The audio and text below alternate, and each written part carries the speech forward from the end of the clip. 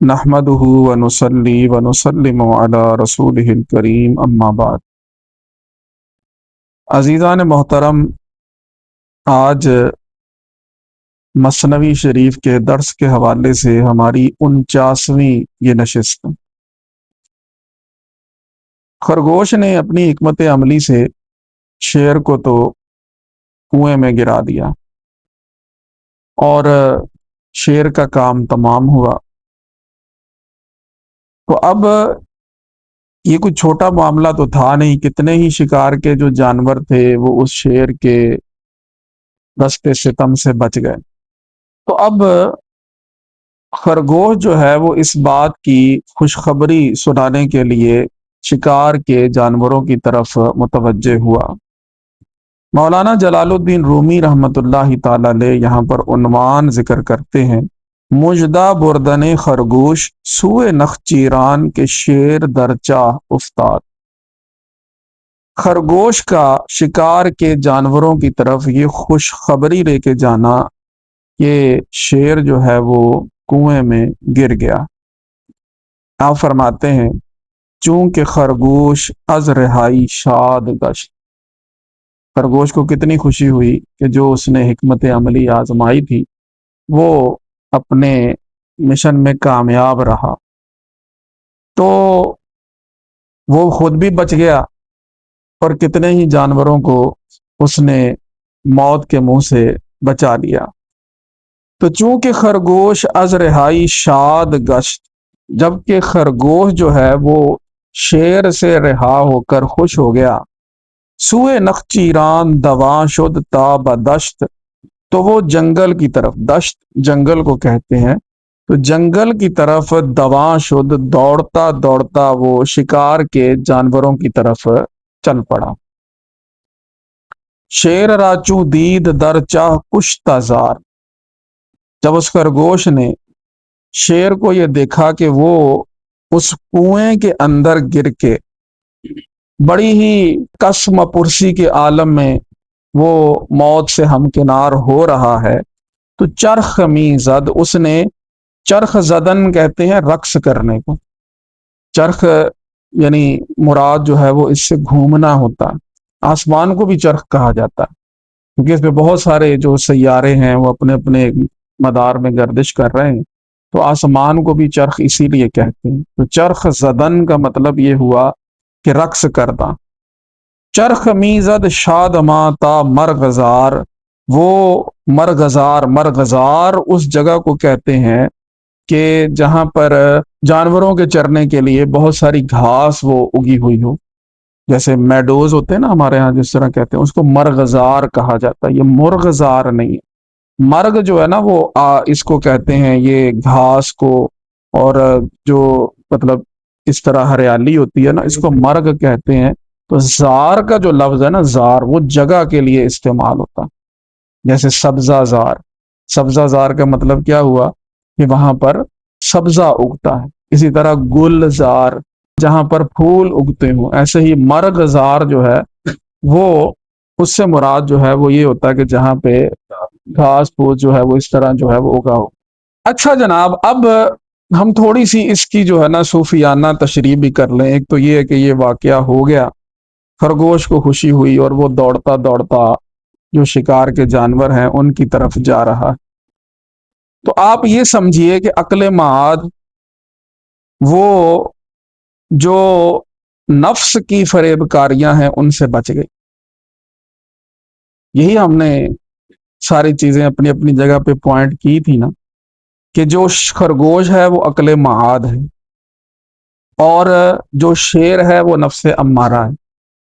جو کنواں ہے وہ مجاہدات ہیں،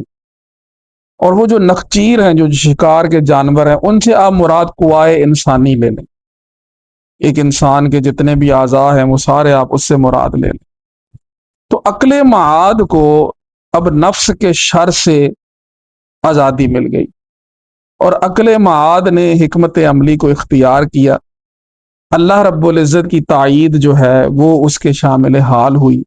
تو نفس امارہ کو اس نے ریاضت کے کنویں کے اندر ڈال دیا کہ موتو قبل ان تموتو والی بات ہو جائے، مرنے سے پہلے مر جاؤ، اس کو مار دیا۔ تو اب رہائی جب ملتی ہے ایک عقل معاد کو یا روح کو، تو یہ اس کے لیے بڑی خوشی کا جو ہے نا ایک وقت ہے کہ اس کو نفس کی شر انگیزیوں سے پناہ مل گئی اور وہ مجاہدات کے اندر چلا گیا ہے۔ تو ظاہری بات ہے مجاہدات کی بھٹی سے جب وہ نکلے گا تو وہ مطمئنہ ہو چکا ہوگا، تو یہ اس کے لیے بڑی خوشی کی بات ہے۔ تو پھر اس چیز پہ رقص کرنا بنتا ہے کہ نہیں بنتا؟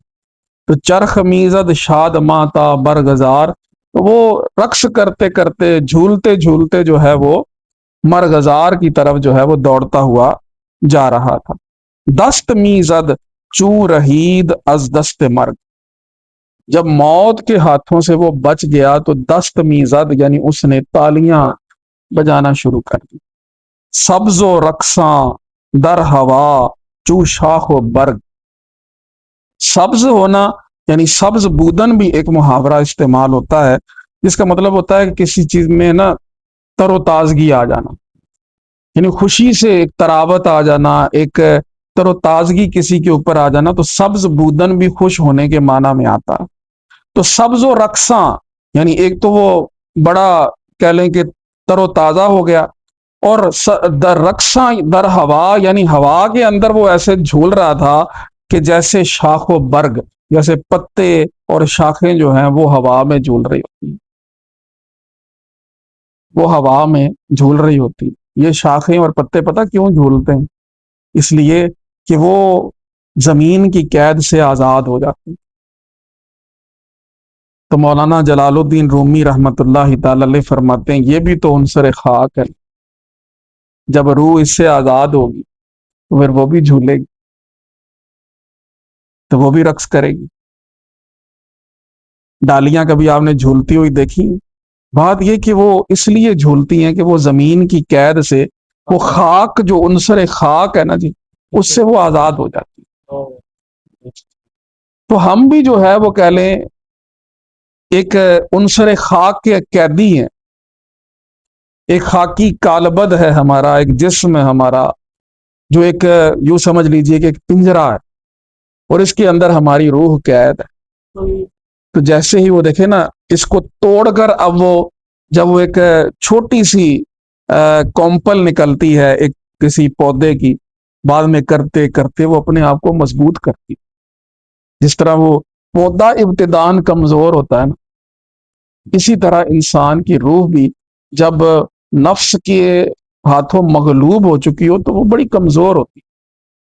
لیکن جیسے جیسے وہ سارا سلسلہ چلتا ہے تو پھر اس کو طاقت ملتی، وہ اپنے آپ کو آزاد کرانے میں پھر کامیاب ہو جاتی۔ تو پھر جب وہ یوں باہر نکلے گی تو پھر رقص کرنا تو اس کا بنتا ہے۔ تو جیسے وہ ایک درخت جو ہے وہ ابتدان کمزور ہے، کرتے کرتے وہ ایک تناور درخت بن جاتا ہے، اسی طرح روح جو ہے وہ ابتدان اگر کمزور ہے تو وہ اگر اس حوالے سے اپنے اوپر محنت کرے تو کرتے کرتے تائید ایزدی اس کا ساتھ دے تو وہ نفس کی شرانگیزیوں سے بچ کے ایک دن بڑی مضبوط ہو جاتی ہے۔ جب مضبوط ہو جاتی ہے تو پھر وہ اس جسم کی قید کو چیر کر اس سے باہر نکل جاتی ہے، اس جہان کی قید سے وہ آزاد ہو جاتی ہے۔ ای جہاں زندان و ماں زندانیاں، حفر کن زنداں و خود را وارہاں، یہ دنیا ایک قید خانہ ہے۔ یہ سرکار علیہ الصلوۃ والسلام کا فرمان بھی ہے کہ الدنیا سجن المومن و جنت الکافر، دنیا کی جو چیزیں ہیں، جو موجودات عالم ہیں، ان کے اندر دل لگانا یہ ایسے ہی ہے کہ جیسے انسان اپنی روح کو یہاں پر قید کر بیٹھے۔ الدنیا سجن المومن و جنت الکافر، یہ دنیا ہمارے لیے قید خانہ ہے۔ ای جہاں زندان و ماں زندانی، حفر کن زنداں و خود را وارہاں، اس زندان کو تم توڑ دو اور اپنے آپ کو جو ہے وہ تم آزاد کر دو۔ ایک زخم بھی انسان کو لگتا ہے نا، تو مولانا روم رحمۃ اللہ تعالی علیہ فرماتے ہیں کہ یہ زخم وہ جگہ ہوتی ہے کہ جہاں سے روشنی انسان کے اندر داخل ہوتی، جو راہ خدا میں ایک زخم بھی اس کو آ گیا نا، تو وہ بھی ایسے راستے بن جائیں گے کہ جہاں سے روشنیاں اس کے دل تک پہنچیں گی، اور ایک دن اس کی روح جو ہے وہ منور ہو جائے گی اور وہ اس قید سے آزاد ہو جائے گی۔ دست میزد چوں رہید از دست مرگ، جب وہ موت کے ہاتھوں سے خرگوش بچ گیا تو اس نے دست میزد یعنی اس نے تالیاں بجائیں، اور سبز و رقصاں در ہوا، ہوا کے اندر وہ رقص کر رہا ہے ایسے تر و تازہ، چوں شاخ و برگ جیسے شاخیں اور پتے جو ہیں وہ رقص کر رہے ہوتے ہیں۔ شاخ و برگ از حب سے خاک آزاد شد، یہ وہی بات جو میں نے آپ کو پہلے بتا دی کہ شاخیں اور پتے کس لیے جھول رہے ہیں کہ وہ خاک کی قید سے آزاد ہو گئے، سر برآور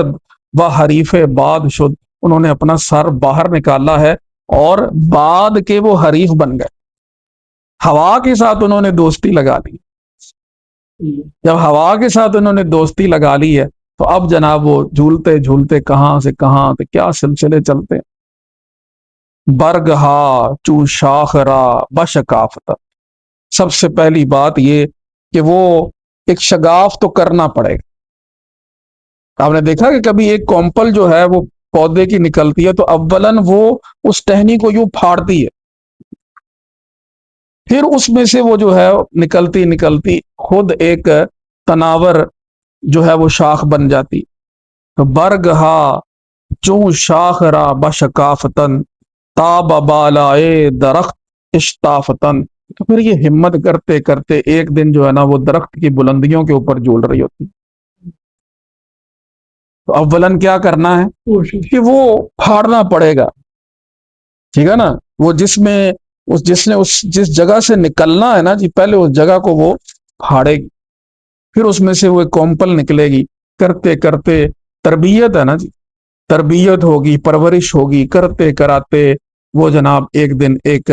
تناور جو ہے نا جی، جس طرح پورا ایک درخت ہے تو اس کے یوں کہہ لیں کہ اوپر والے حصے کے اوپر جو ہے نا وہ جھول رہی ہوتی ہے۔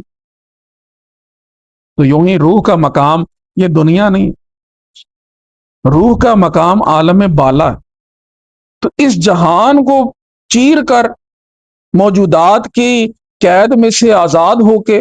تربیت ہوتے ہوتے ایک وہ مقام آئے گا کہ عالم بالا کے اوپر جناب جو ہے وہ ہم لہرا رہے ہوں۔ اب ذرا قرآن کی طرف توجہ کر لیجئے، فرماتے ہیں با زبان شط اہو شکر خدا، قرآن مجید میں آیا نا کزر ان اخرج شط، وہ ایک چھوٹی سی جو وہ چھوٹا سا وہ ایک ٹہنی جو نکلتی ہے اس کو شط آ کہا جاتا ہے۔ تو با زبان شط اہو شکر خدا، می سرائد ہر برو برگے جدا، ہر جو ہے نا جی وہ پتا اور ہر پھول ہر پھل وہ اللہ رب العزت کا شکر ادا کرتا ہے کہ رب نے کرم کیا کہ آج ہمیں اتنی مضبوطیاں عطا کی۔ لیکن اولن کیا ہوتا ہے، وہ ایک باریک سی جو ہے نا جی وہ کومپل ہوتی ہے کہ جو اپنے مقام کو چیر کر، چاہے وہ زمین میں سے آپ لے لیں، چاہے وہ کسی پودے کی جانب سے آپ لے لیں، اس کے کسی پہلو سے آپ لے لیں، کزر ان اخرج شطأہ فآزرہ، اللہ نے اس کو مضبوط کیا تو پھر اس کے بعد کیا ہے، فاستغلظ فاستوى، وہ مضبوط ہو گئی اور پھر کھڑی، اب اسے کوئی فکر نہیں۔ تو با زبان شطأہ شکر خدا، وہ جو اس کو کمزور سی زبان ملی نا جی،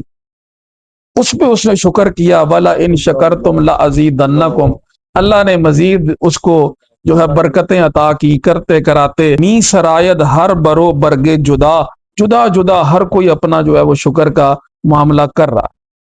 کہ بپرور اصل مارا ذل عطا، وہ جو عطاؤں والا رب ہے نا، اس نے ہماری اصل کی پرورش کی، ہماری بنیاد کی پرورش کی، ہماری جڑوں کو مضبوط کیا کہ بپرور اصل مارا ذل عطا تا درخت استغلظ آمد وستوا، یہاں تک کہ درخت جو ہے وہ استغلظ ہوا پھر فستوا ہو گیا۔ مولانا کی قرآن سے محبت دیکھیں آپ،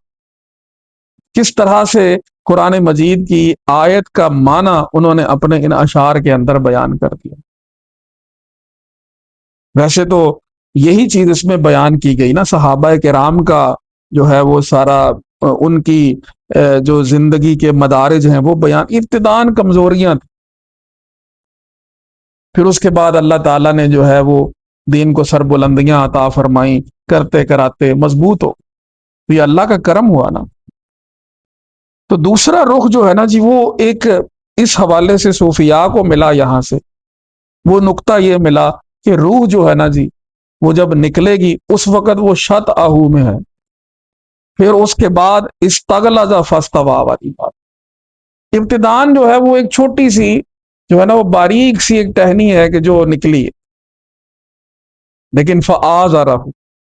پھر جب اللہ رب العزت نے کرم فرمانا ہے، پرورش کرنی ہے اس کی، اس کو قوت دینی ہے، تو پھر استغلظ فاستوی، وہ جناب غلیظ یعنی کہ موٹی ہو جاتی ہے، تنو مند ہو جاتی ہے، پھر اس کے بعد کیا ہے، وہ قائم،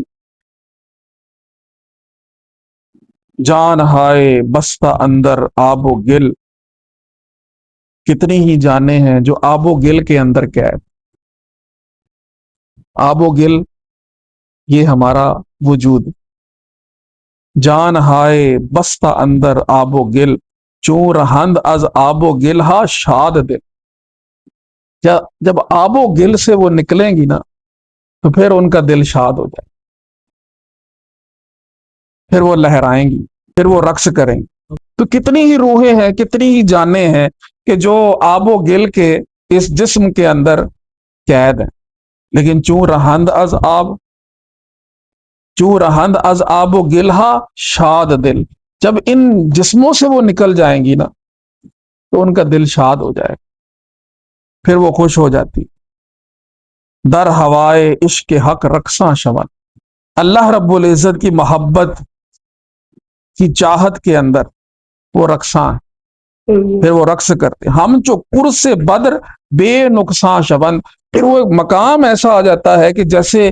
قرص بدر 14ویں رات کی چاند کی ٹکیا ہوتی ہے نا،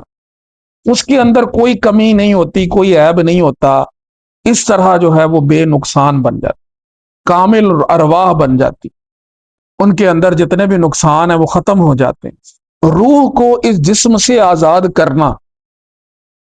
یہ مولانا جلال الدین رومی رحمت اللہ تعالی علیہ کے جو یوں کہہ لیجئے کہ مین ٹاپک ہے نا آپ کے اس مثنوی کے، ان میں ایک یہ آتا ہے کہ انہوں نے ابتدا ہی مثنوی کی ہے، بشنو ادن چون حکایت می کند بس جدائی ہا شکایت می کند، یہ سارا وہ یہی بتا رہے ہیں کہ روح کو آزاد کرو، روح کو آزاد کرو، روح کو آزاد، جب روح آزاد ہوگی تو وہ رقص کرے، وہ خوش ہوگی۔ یہ جو مولانا جلال الدین رومی رحمت اللہ تعالی علیہ کے سلسلہ کے اندر رقص کا جو ایک تصور ہے نا، وہ یہی بتاتا ہے کہ ہم آزاد ہو۔ اگر آپ وہ جو سما اور رقص کو پورا اگر آپ اس کو بھی پڑھیں نا تو یہ چیز آپ کو ملے گی کہ وہ اپنی ذات سے آزاد ہونے کا نام ہے۔ وہ یوں کر کے ایسے شروع کرتے ہیں کہاں سے کہاں، یعنی روح کو ایک بالیدگی دینے کے لیے وہ ایک رقص کا سلسلہ جو ہے وہ رکھا گیا، اور سما جو ہے مولانا جلال الدین رومی رحمت اللہ تعالی علیہ کرتے ہیں۔ ہر چند کے صوفیاء کے ہاں سما اور رقص جو ہے اس کے حوالے سے مختلف آراء موجود، بہت سے صوفیاء ایسے ہیں کہ جو ابتدا میں اس چیز کو جو ہے وہ قبول کرتے ہیں، سما کو، رقص کو، لیکن جو منتہی ہیں ان کے لیے وہ اس کی تجویز نہیں کرتے، جیسے حضرت مجدد الف ثانی علیہ رحمہ مکتوبات آپ سارے پڑھ لیں، آپ نے کہیں بھی سما کو جو ہے وہ قبول نہیں کیا۔ بعض جگہ پر آپ نے لکھا ہے تو یہ لکھا ہے یہ تو بچوں کا کام، اب یہ ان کی طبیعت، تو یہ اصل میں اپنے اپنے دل، اپنی اپنی طبیعتیں، وہ ساری چیزیں جو ہے نا جی وہ اس حوالے سے آ جاتی۔ تو رقص اور سما کا آپ کو سلسلہ نقشبندیہ کے اندر تصور نہیں ملے گا۔ اس کی اہمیت کے اندر نا جو صوفیاء اس کی تجویز کرتے ہیں اور اس کی تائید کرتے ہیں، وہ یہ کہتے ہیں کہ سما سبب جمعیت حال سالکان، یہ جو سالک ہے نا جی، اس کے حال کی جمعیت کا سبب جو ہے وہ سما بنتا ہے۔ پھر اسی طرح کہا آرام دل عاشقان و سرور سینہ صادقان و غذائے جان سائران و دوائے درد سالکان، یہ انہوں نے سما کے لیے یہ ساری باتیں جو ہے کہیں۔ حضرت مولانا رحمت اللہ تعالی علیہ، آپ تو اس قدر جو ہے وہ سما کے اوپر آپ کا معاملہ آ گیا کہ آپ بازار میں چل رہے ہیں، ایک واقعہ آتا ہے آپ کے حوالے سے، بازار میں چل رہے ہیں تو وہ آپ کے ساتھی ہے نا حضرت صلاح الدین زرقوب۔ زرقوب کا مطلب کیا ہے؟ جو سونا کوٹنے والا۔ یہ سونے چاندی کے جو ورک بنائے جاتے ہیں نا، تو اوپر وہ کوٹا جاتا ہے، اس کو اندر تھوڑا سا سونا ڈال کے یا چاندی ڈال کے اس کو کوٹتے ہیں، اسے زرقوب کہتے ہیں، جو سونے چاندی کے ورک بنانے والے۔ تو حضرت صلاح الدین زرقوب جو ہے نا، وہ یہ کام کیا کرتے۔ تو ایک دن حضرت مولانا جلال الدین رومی رحمت اللہ تعالی علیہ بازار سے گزر رہے تھے، تو ان کی دکان کے پاس سے جب گزرے تو فقط وہ جو وہ سونے کو کوٹ رہے تھے نا، جو اس کی آواز آ رہی، تو مولانا اسی پہ رقص کرنے لگے۔ جناب صلاح الدین زرقوب نے اپنے وہ ساتھیوں کو کہا کہ اب یہ سلسلہ روکنا نہیں جب تک کہ مولانا خود نہ اب یہ سلسلہ چھوڑیں۔ تو کتابوں میں لکھا ہے کہ ظہر سے لے کر عصر تک جو ہے حضرت مولانا جلال الدین رومی رحمت اللہ تعالی علیہ وہ رقص کو نہ رہے، کہ فقط وہ ٹھک ٹھک کی جو آواز آ رہی، انہیں اسی میں ہی حق شناسی جو ہے وہ ان کو مل گئی۔ تو پھر آپ نے وہاں پر ایک غزل بھی کہی نا، اس کا ایک شعر آتا ہے، یکے گنجے پدید آمد دری دکان زرقوبی، زرقوب کی یہ جو دکان ہے نا، یہاں سے مجھے خزانہ ملا، زہے صورت زہے معنی زہے خوبی زہے خوب، کیا صورت ہے اس کی، کیا معنی ہے اور کیا خوبیاں اس کی۔ تو یہ مختلف احوال ہوتے ہیں۔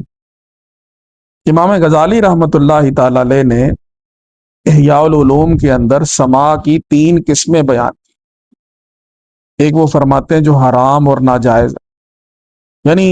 جو مختلف قسم کے اوصاف ذمیمہ انسان کے اندر پیدا کر دے، خواہشات نفس کو جو بڑھا دے، ایسا سما فرمایا کہ یہ ناجائز اور یہ حرام۔ پھر ایک قسم آپ یہ بیان فرماتے ہیں کہ جو جائز اور مباح ہے، یعنی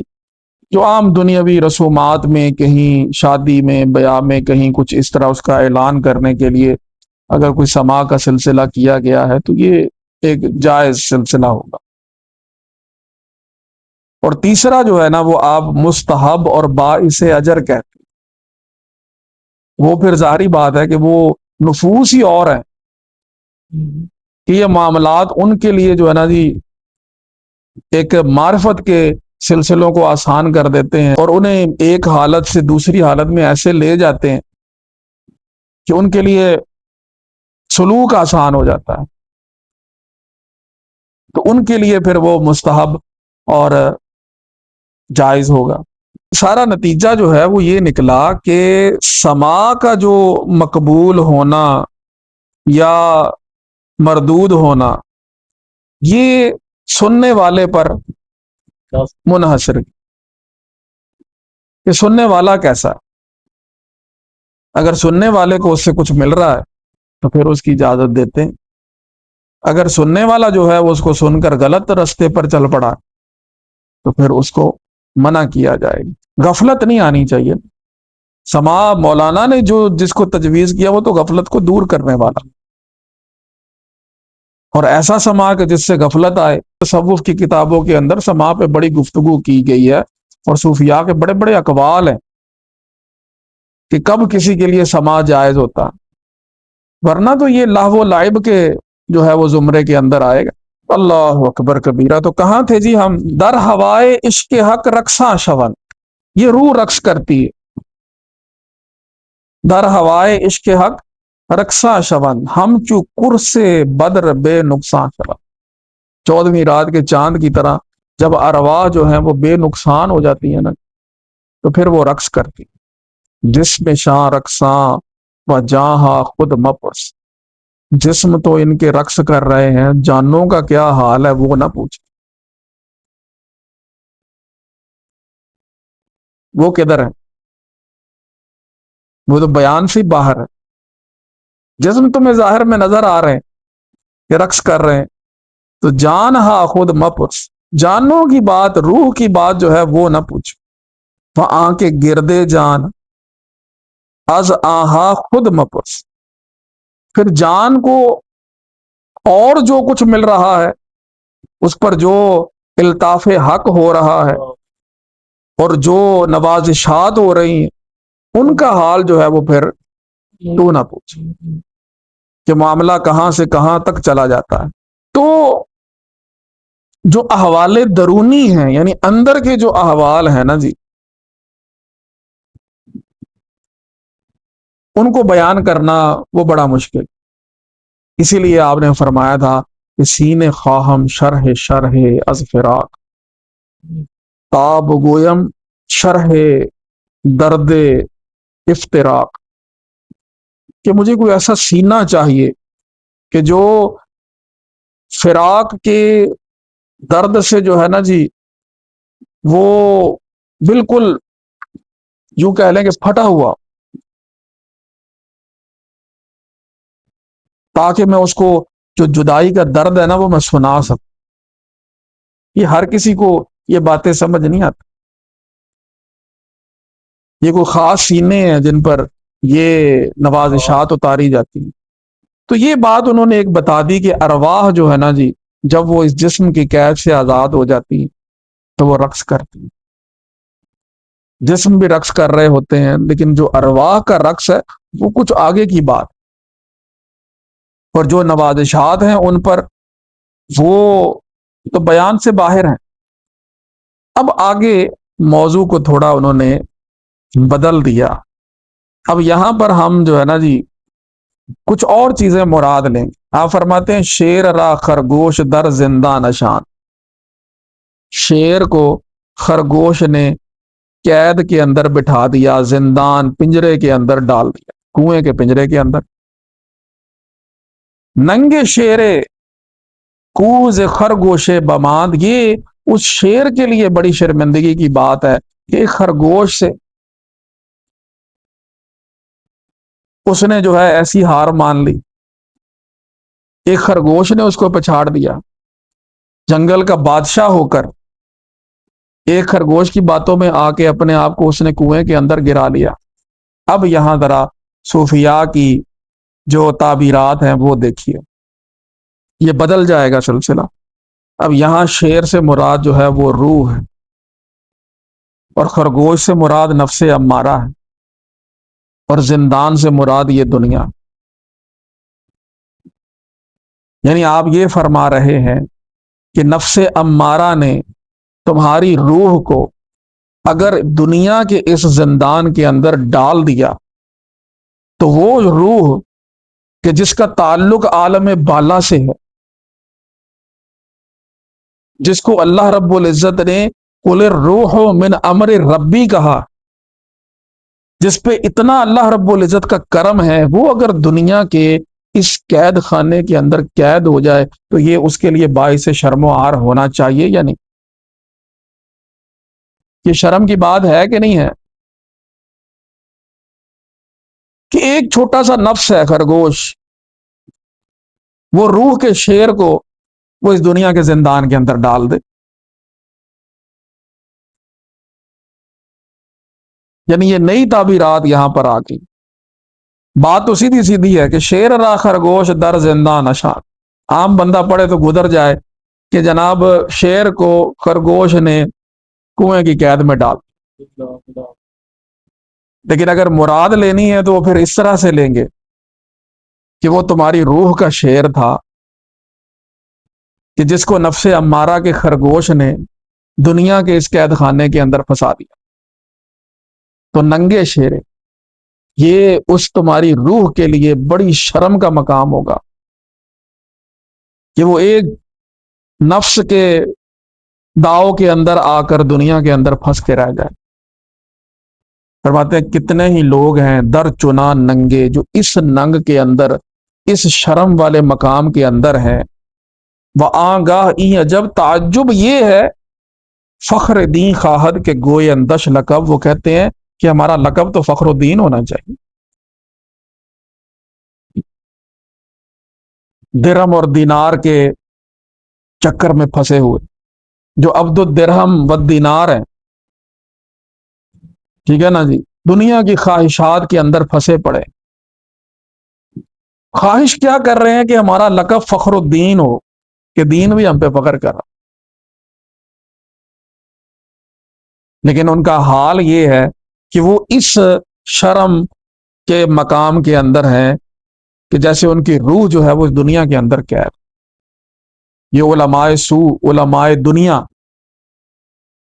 جو دنیا کے مال اسباب کے پیچھے دین کو بلائے بیٹھے، جنہوں نے اللہ رب العزت کی آیات کو پس پشت ڈال دیا، جنہوں نے قرآن کے معانی اور مفاہیم کو بدل دیا۔ اور مقصد کیا تھا؟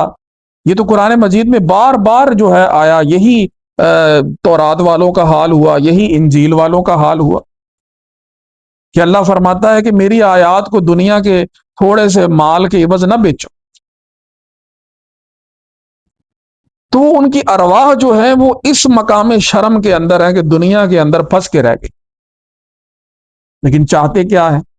فخر دین خواہد کہ گوئی اندش لقب، یہ چاہتے ہیں کہ ہمارا لقب جو ہے نا وہ فخر الدین۔ آپ دیکھیں پھر کیسے کیسے القابات خود رکھے ہوتے، یہ کہا جا رہا ہے، وہ کہا جا رہا ہے، آپ کو کوئی نظر بھی کبھی ان میں وہ چیزیں آئیں؟ فرماتے ہیں اے تو شیرے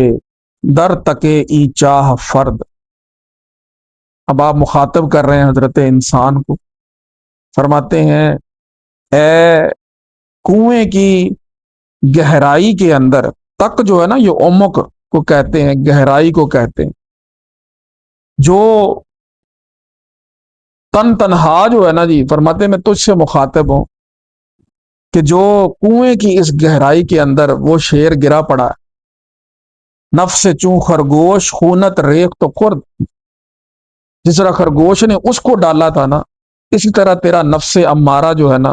وہ تمہارا خون بہا دے گا اور تمہیں کھا جائے، تمہارے لیے بربادی۔ اگر تم اس دنیا کے زندان کے اندر، اس کنویں کے اندر، اس قید خانے کے اندر پڑے رہے، تو نفس چوں خرگوش خونت ریخ تو خرد، وہ تمہیں تمہارا خون بہا دے گا، تمہارے لیے مقام ہلاکت ہوگی یہ۔ نفس خرگوشت بصحرا در چرا، تمہارا جو خرگوش والا نفس ہے نا، تمہارا وہ جو خرگوش جیسا تمہارا نفس ہے نا، وہ دنیا کے اس صحرا کے اندر وہ چر رہا، تو بکار این چہے چونو چرا، اور تم جو ہو وہ چونو چرا، بحث و جدل، یعنی تمہارے پاس کوئی بھی جو ہے وہ اللہ رب العزت کی طرف سے کوئی آیت آتی ہے تو تم بحث شروع کر دیتے، تم اپنی تحقیق لے کے آ جاتے ہو، تم چونو چرا کے جو ہے نا جی اس کنویں کے اندر گرے پڑے۔ اس لیے کسی اللہ والے کے ہاتھ میں ہاتھ دے دے، پھر وہاں چوں چنینی نہ کر، پھر دیکھ کہ اب یہ رستہ تجھے جنت کی طرف لے کے جاتا ہے، اللہ کی معرفت کی طرف لے کر جاتا ہے یا نہیں۔ اسی لیے فرمایا کہ چون دلت با من نباشد ہم نشینی سود نہیں، جب تمہارا ہمارے ساتھ دل ہی نہیں لگتا تو پھر ہمارے پاس بیٹھنے کا کوئی فائدہ نہیں۔ گرچہ با من بھی نشینی چوں چنینی سود نہیں، جب بیٹھ ہی گئے مطلب یہ ثابت کیا کر رہے ہو نا کہ دل لگتا ہے، تو جب دل لگتا ہے تو پھر وہاں چوں چنینی کی تو گنجائش ہی نہیں۔ وہ تحقیقات کے جو انسان اپنے نفس امارہ کو ساتھ لے کر کرے گا، وہ اس کو کیسے فلاح کے راستے تک لے کر جائیں گے؟ وہ تحقیقات کے جس میں انسان کا مطمع نظر دنیا ہوگی، دنیا کے اندر انسان نے اپنے لیے مقام حاصل کرنا ہوگا، وہ تحقیقات اس میں خلوص کہاں ہے؟ وہ کیسے اس کو بچائیں گی؟ تو فرمایا کہ نفس جو ہے وہ دنیا میں چر پھر رہا ہے تمہارا، یعنی جانوروں کی طرح ہی ہو گئے نا، بس کھایا پیا، اور خود یہاں پر یوں سمجھ لیں کہ جیسے اس کنویں کے اندر، اس دنیا کے کنویں کے اندر بیٹھ کے ہم نے بحث و تمہیز کا وہ ایک سلسلہ کھول رکھا، کیلو کال میں پڑے، لفظوں کے ہیر پھیر میں اپنے آپ کو پھنسایا ہوا ہے۔ اسی لیے بابا بلے شاہ صاحب فرما گئے نا کہ علم و بس کریو یار، ایک کو الف تیرے در، ایک الف پڑھ لو، ایک الف پڑھو چھٹکارا ہے۔ بس اتنا سا کافی ہے جو تمہیں اللہ کے قریب کر۔ علم اس لیے تو نہیں پڑھا نا کہ ہم اس سے کمائی کریں، علم اس سے تو نہیں پڑھا کہ ہم اتنے مرید بنائیں، علم اس لیے تو نہیں پڑھا کہ اتنی دنیا ہمیں ماننے والی۔ علم تو اس لیے حاصل کیا تھا کہ ہم اس سے اپنے رب کی معرفت حاصل کریں۔ علم اس لیے حاصل کیا تھا کہ ہم وہ بن جائیں کہ اللہ رب العزت نے جو فرمایا ہے کہ انما یخش اللہ من عبادہ العلماء، اللہ سے اس کے بندوں میں جو ہے وہ علماء ہی ڈرتے ہیں۔ کاش ہم وہ ڈرنے والے بن جاتے، لیکن وہ علم کیا ہوا کہ جس نے ہمیں بے خوف بنا دیا۔ تو وہ بحث و تمحیص جو ہے، اور وہ جناب کیلو کال جو ہے، جو کہ بندے کو راہ حق سے جدا کرنے والی ہے، صراط مستقیم سے دور کرنے والی ہے، وہ اس کے کسی کام نہیں۔ سوئے نخچیران دوید آن شیر گیر، خرگوش کو نام دیا ہے شیر گیر کا، کسی نے شیر کو پکڑ لیا، گیر، ہاں گرفتن سے گیرت مضارع آتا ہے، دستگیر ہاتھ پکڑنے والا، گیرندہ اس سے مخفف ہے۔ سوئے نخچیران دوید آن شیر گیر، وہ شیر کو قابو میں کرنے والا خرگوش جو ہے وہ شکار کے جانوروں کی طرف دوڑتا ہوا وہ جا رہا ہے۔ کیا کب شروع یا قوم اذ جاء البشیر، مولانا کا طرز دیکھیں، تین جو ہے نا جی وہ جملے ہیں یہاں پر، اور تینوں قرآن سے لیے۔ ابشروا بالجنہ التی کنتم توعدون، یہ وہاں سے ابشروا آ گیا۔ یا قوم، یہ تو قرآن مجید میں کئی جگہ پہ آیا۔ اسی طرح اذ جاء البشیر، قرآن مجید میں ان جاء البشیر بھی تو آتا ہے نا سورہ یوسف کے اندر۔ تو کب شروع یا قوم اذ جاء البشیر، میں خوشخبری لے کے آ گیا ہوں تمہارے لیے، خوشی تمہیں مبارک ہو۔ مجدہ مجدہ اے گروہ عیش ساز، اے عیش کرنے والے گروہ تمہارے لیے خوشخبری، تمہارے لیے خوشخبری۔ یعنی ان کو عیش ساز اس لیے کہا کہ انہوں نے آئندہ آگے عیش ہی کرنا، بالحاظ آئندہ ان کو جو ہے نا جی اے گروہ عیش ساز کہہ دیا۔ کہاں سگے دوزخ بدوزخ رفت باز، وہ جو دوزخ کا کتا تھا وہ دوزخ کی طرف ہی چلا گیا، یعنی جو ظالم ہے نا جی اس کو دوزخ کا کتا کہہ دیا، تو میں ہو گیا دوزخ۔ مجدہ مجدہ کا عدو جان ہا، خوشخبری ہو خوشخبری ہو کہ وہ جو جانوں کا دشمن تھا، کند قہر خالقش دندان ہا، اس کے خالق کے قہر نے، اللہ رب العزت کے غیظ و غضب نے اس کے دانت اکھیڑ لیے۔ اب وہ کسی کو پریشان نہیں کرے گا، کسی کی جان کے درپے نہیں ہوگا۔ یعنی ایک وقت آتا ہی ہے نا، جو مکر کرنے والے ہیں وہ جب اپنے ہی مکر کی پکڑ کے اندر آ جاتے ہیں تو یوں سمجھ لیجئے کہ اللہ رب العزت کی طرف سے اس ظالم کے دانت جو ہے نا وہ نکال دیے گئے۔ آنکھ از پنجہ بسے سرہا بکوفت، وہ جو اپنے پنجے سے کتنے ہی سروں کو جو ہے وہ کچل دیتا تھا، وہ شیر جو اپنے پنجے سے کتنے ہی سروں کو کچل دیتا تھا، ہم چخس، جب اللہ رب العزت کی مرضی آ گئی، اس کا حکم آ گیا، تو ایک تنکے کی طرح جاروب مرگش، ٹھیک ہے نا، اس کی موت کے جھاڑو نے ہم بروف اس کو سمیٹ دیا۔ موت کے جھاڑو نے اس کو، جیسے تنکے جو ہے وہ جھاڑو سے ایک سائڈ پہ لگا دیے جاتے ہیں نا، فرمایا کہ ہم چخس جاروب مرگش ہم بروف، اس کو جو ہے ایک تنکے کی طرح اس کی موت کے جھاڑو نے سمیٹ دیا، اس کا کام جو ہے وہ تمام ہو گیا۔ تو بہرحال یہاں تک جو ہے یہ بات آ گئی کہ خرگوش نے جو ہے وہ ان شکار کے جانوروں کو شیر کے کنویں میں گرنے کی خوشخبری جو ہے وہ سنانے کے لیے وہ گیا اور جا کے ان کو خوشخبری سنائی ہے۔ آگے جو عنوان آ رہا ہے، جمع شدن نخچیران گرد خرگوش و ثنا گفتن اورا، شکار کے جانوروں کا خرگوش کے ارد گرد جمع ہو جانا اور اس کی تعریف کرنا۔ اب اس ضمن میں بھی کچھ باتیں ہوں گی، تو اللہ جل مجدہ الکریم ہمیں معارف آگاہ بنائے۔ وآخر دعوانا الحمد للہ رب العالمین۔